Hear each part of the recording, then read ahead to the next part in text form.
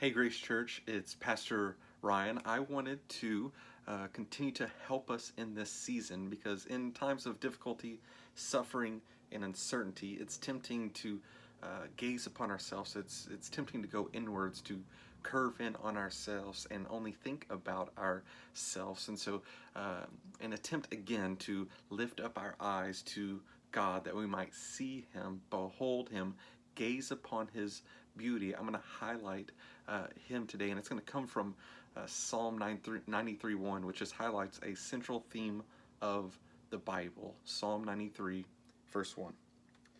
The Lord reigns. He is robed in majesty.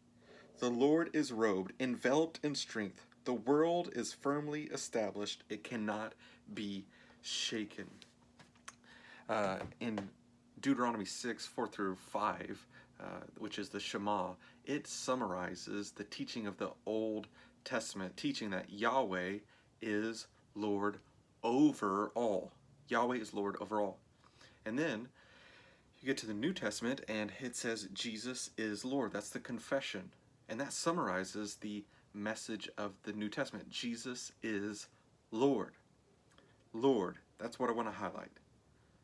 Lord, God is the Lord.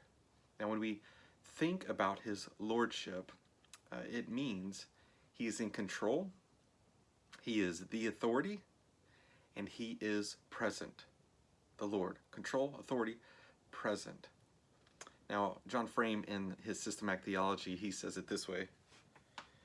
The relation between control and authority is between might and right. Control means that God has the power to direct the whole course of nature and history as he pleases. Authority means that he has the right to do that. And then he continues, if God controls all things, then his commands are authoritative and his presence inescapable. So I want to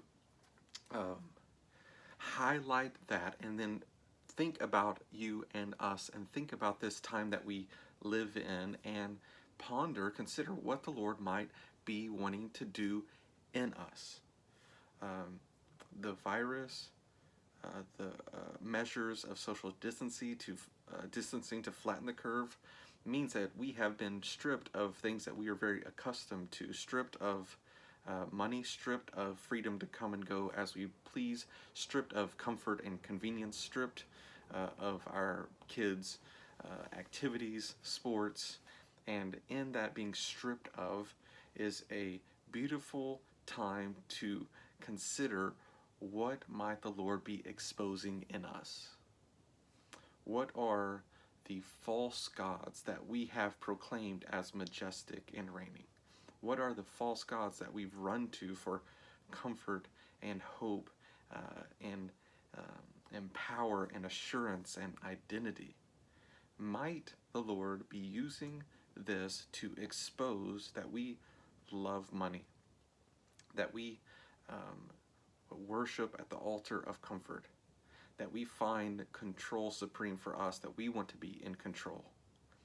And the Lord, the one who is sovereign over all, including you and me, is wanting to squash, defeat, crush the false gods in our hearts that we might embrace him truly and with our affections and our mind and our actions, that he is the supreme one. He is sovereign. He is the Lord who is in control, who is our authority, and he is present with us.